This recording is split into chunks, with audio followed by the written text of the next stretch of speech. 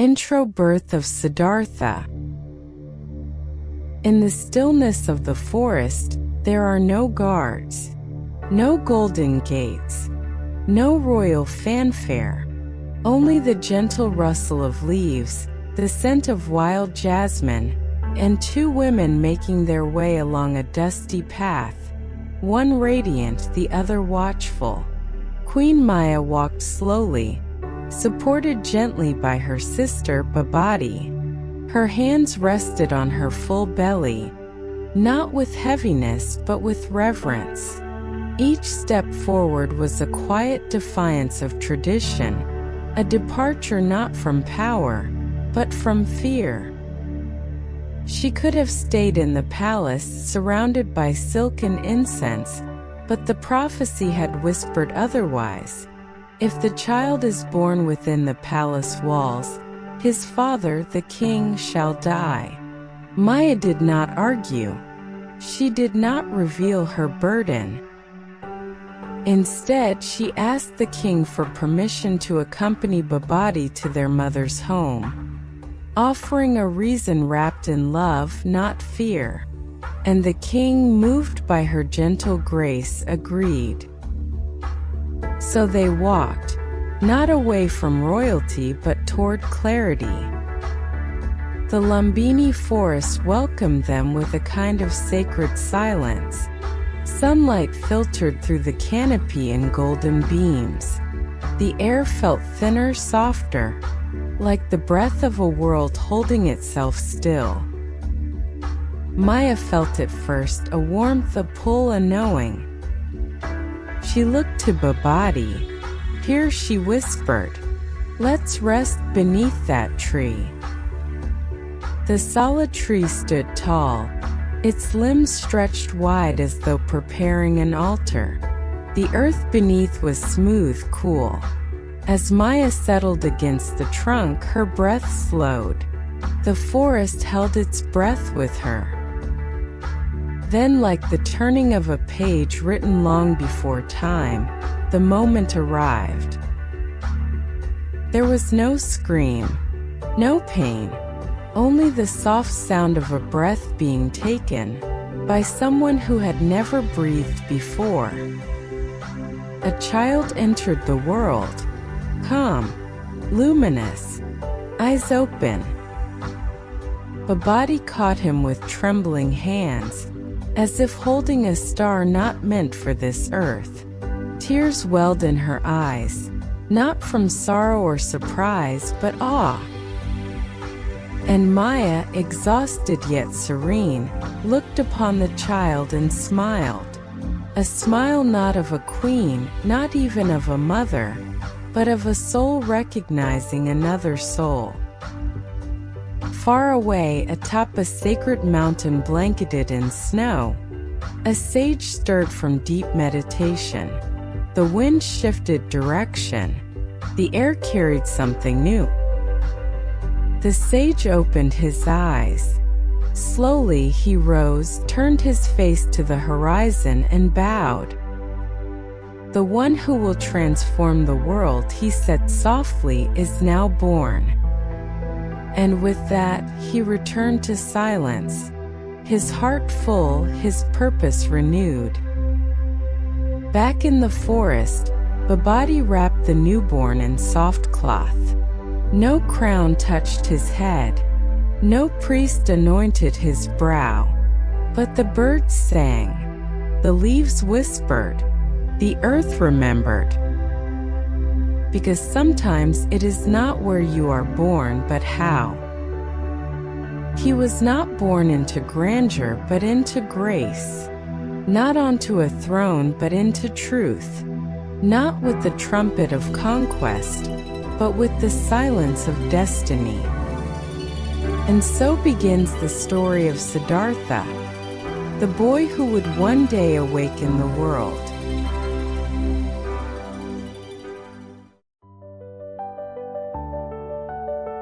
A womb of light. The palace of Kapilavastu had always been a place of ceremony and celebration, but in the months before Siddhartha's birth, It had also become a place of hushed prayers and trembling anticipation. For years, King Siddhartha and Queen Maya had waited. Rituals were performed, offerings made. Still, the throne remained without an heir. Then came the night of the dream, a dream unlike any other. Maya saw a white elephant descend from the heavens, carrying a lotus in its trunk. It circled her 3 times before entering her womb. When she awoke, she felt no fear, only a serene certainty. She shared the vision with the king. He, in turn, summoned the royal seers. Their message was unanimous. This was no ordinary child. He was destined to become either a great monarch, a Chakravarti, a universal ruler, or a spiritual teacher who would renounce all worldly power to guide mankind. The palace rejoiced, but joy is seldom unaccompanied by shadows. Whispers floated through the halls. Not all were thrilled by the prospect of this birth. Some feared the prophecy, others feared losing influence. But Maya remained centered. She carried not just life but purpose. Then came the second prophecy. A sage warned, "If this child is born in the palace, the king shall die." Maya kept the burden of that message to herself. She didn't weep or protest. Instead, she quietly requested permission to accompany her sister Babati to their homeland, citing the desire for familial comfort. Her request was granted because she chose love, not fear, to speak her truth. As the day of departure neared, Babati noticed how Maya's silences deepened. She never asked why. She only offered her arm. On the journey, the world itself seemed to soften. The birds sang sweeter.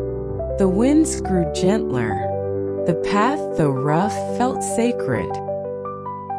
Until one afternoon, beneath a sala tree in the Lumbini Grove, time paused. Maya's labor began not with pain, but with clarity. She stood, bracing herself against the tree. Babati behind her, whispering words of comfort, holding her sister not as royalty, but as kin. And then he was born. Siddhartha. He did not cry. He looked. The newborn opened his eyes wide, as if he already knew this world, as if he had returned, not arrived. And from the mountaintop, a sage, deep in meditation, felt the shift. He opened his eyes, placed his palms together, and whispered to the sky, "The one who will transform the world is now born." Back in the grove, Babati wept as she wrapped the child. Maya, still breathless, touched his forehead and whispered a blessing. A moment passed. The breeze carried the sound of birdsong, and then the earth itself seemed to exhale. Because this was no ordinary birth. This was a beginning that echoed across centuries. A boy born not in a palace but into purpose. The day the sky remembered. The sun rose as it always had, but something had changed. In a quiet village miles away, a blind musician paused mid-song. His fingers stopped, hovered, trembled. "Strange," he murmured. "I feel light."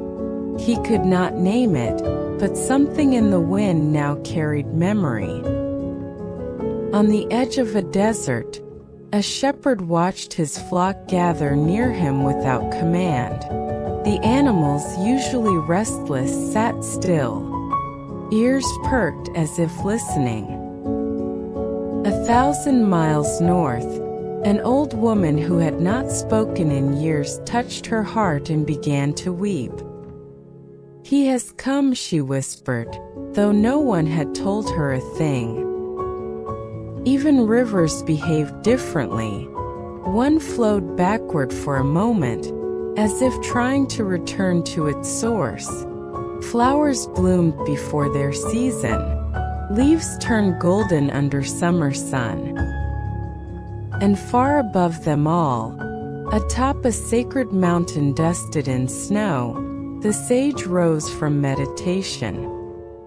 He closed his eyes, and through the breath of the world, he heard it. A birth not of body alone but of balance, a soul that would tilt the axis of suffering. He smiled, hands folded.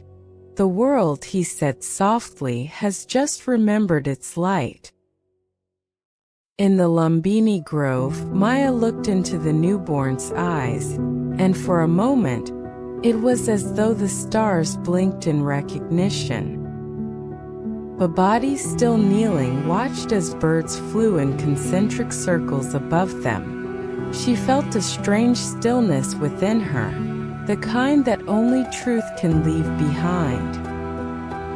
Everywhere, the air held a different weight, not heavier but sacred, because the world in its own quiet ways was bowing. Not to a prince, not to a prophecy, but to possibility. Born into meaning. It was not a palace, not a cradle of jewels, not even the embrace of a warm bed. It was a tree, and the sky, and a breath, and yet it was enough. We live in a world that often asks, "Where are you from? What family? What status?" But Siddhartha's birth offered a different question. What are you here to become? 1. The tree, a symbol of inner shelter. To be born under a sala tree is more than poetic. It is intentional. The tree is not just nature. It is neutral ground. Neither royal nor poor, neither temple nor battlefield.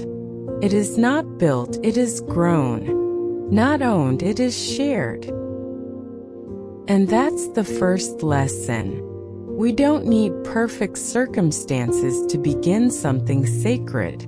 We only need presence, clarity, and courage. Siddhartha was not sheltered by guards but by silence, not protected by walls but by intention. And that's what made his birth powerful, not fragile. So what about us? Are we waiting for everything to be perfect before we begin? Perfect job, perfect partner, a perfect time?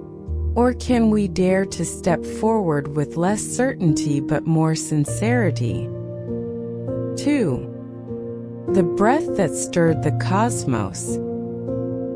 The ancient sage on the mountaintop didn't hear a trumpet. He felt a breath, a small first inhale from a baby, but it moved through the world like thunder whispered in truth. This is the second lesson. Even the smallest moment can carry infinite weight. A kind gesture, a single decision, a simple truth spoken aloud. In the forest, no one declared the child holy with ceremony, but the wind changed direction, the birds sang differently, and the sage bowed in silence. We may never know who is watching, what lives we influence, or what ripple begins from one breath we choose to take. But meaning is not always loud. Sometimes it's what moves the stillness. 3. A name that holds a path. Siddhartha, a name meaning one who has achieved his aim. But how can a newborn already fulfill a destiny? That's the third lesson. It's not about where you are. It's about the direction you choose. A name can be a prophecy or a mirror. For some, a name is just sound. For others, it is pressure. But for the awakened, it becomes a compass. We must ask ourselves, are we living according to the names others gave us? Or are we shaping our lives to become worthy of the name we desire?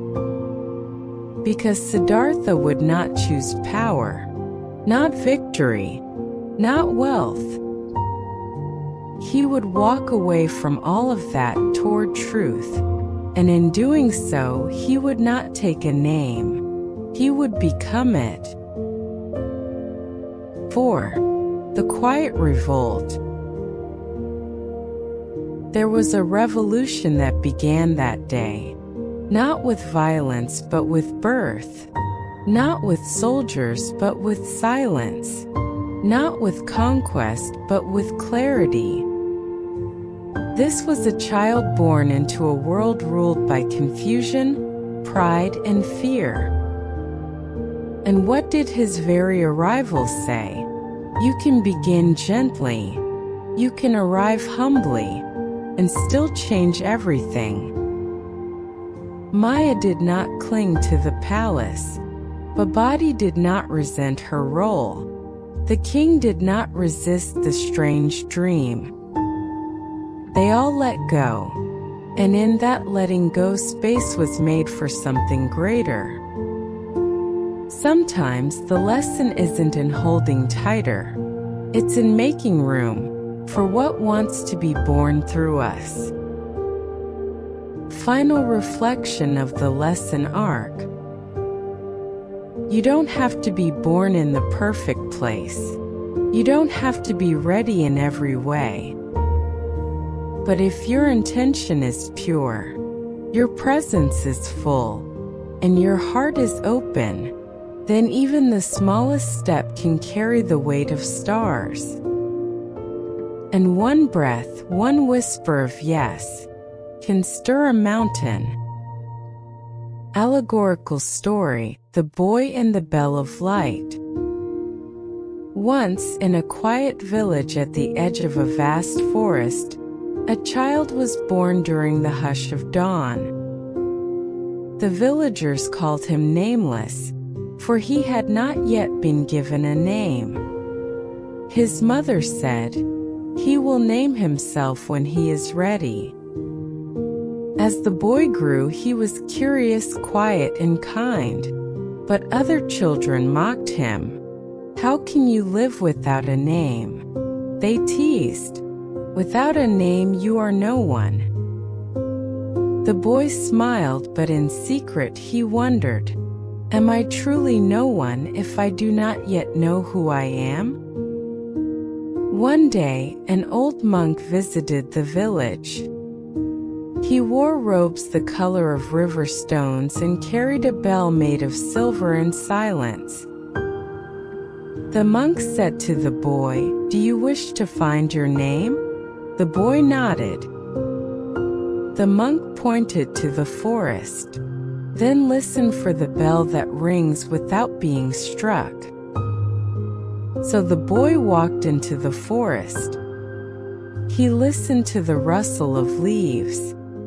He listened to the silence between birdsong. He listened to the beating of his own heart. Days passed. He grew hungry, tired, lonely. But then one night, as the moonlight fell like mist between the trees, he heard it.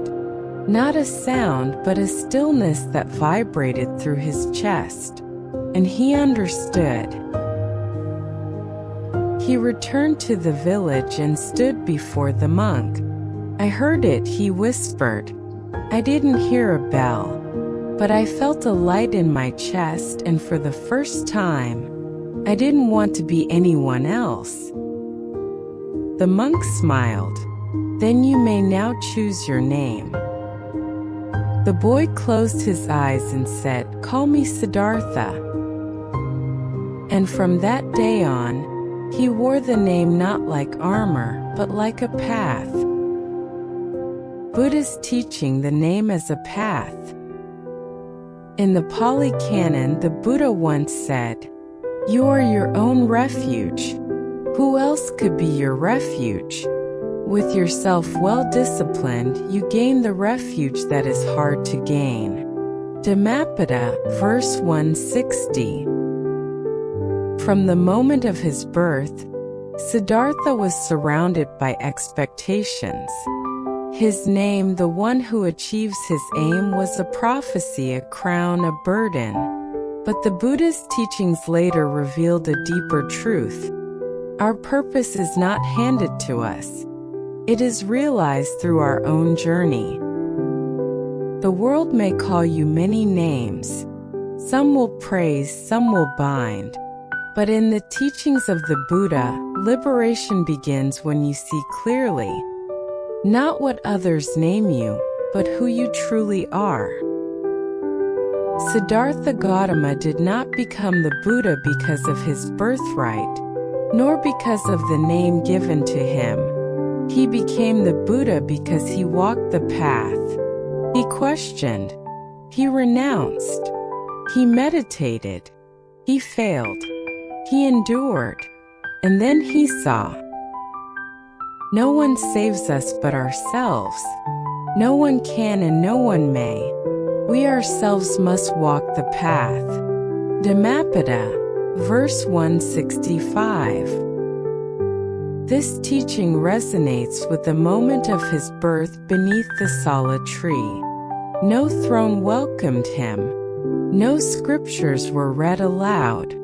Only the wind, the forest, and the quiet presence of those who loved him. And yet, even in that simplicity, a world-altering journey had begun. The Buddha often taught that all compounded things are impermanent, sabsakar anicca, even names, even titles, even identities. What matters is not the label, but the clarity of mind and intention behind our actions. So when we reflect on the name Siddhartha, let it not be a title on a pedestal, but a question for ourselves. What is the purpose we are striving toward? Is our life aligned with that purpose? Are we walking the path, or waiting for someone to show it to us? In this way, the Buddha's life story becomes not a legend locked in time, but a living mirror. His teachings do not say, "Be like me." They whisper, "Look within. Walk your own path." That is how you will find the truth.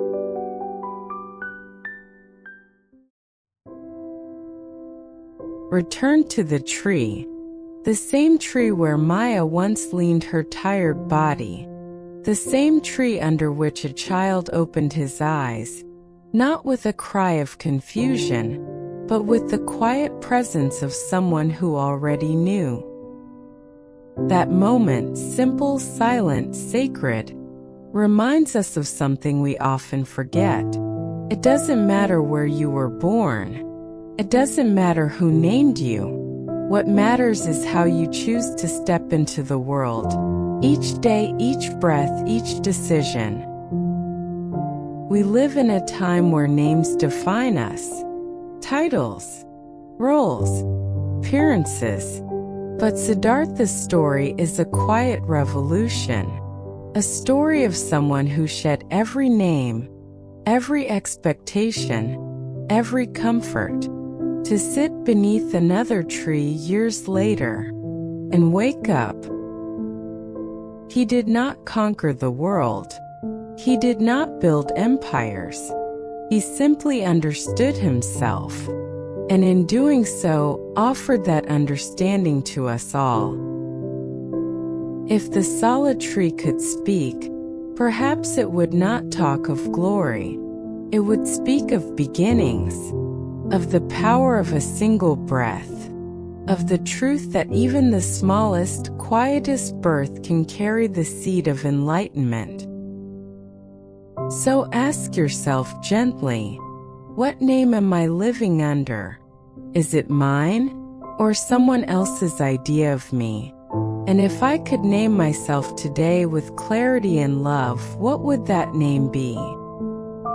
Perhaps you are not successful in the way others define.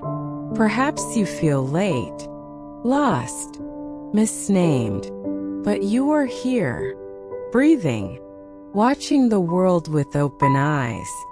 And that means your path is still being written. Siddhartha's journey did not begin with lightning or prophecy. It began when someone chose truth over comfort. When Maya walked into the forest, not for drama, but for peace. When a child was born into silence and smiled. And now maybe that story has reached you, not to entertain you, but to remind you, there is still time to begin again. Even now, you can choose to live not for the name others gave you, but for the truth you discover within. If this story has stirred something in you, let it sit, let it breathe, let it call you back when you're ready. You don't need to change the whole world. You just need to wake up inside it. And that is enough. If this story touched you, hold it gently in your heart. And when the moment feels right, share it with someone who might need a little light too.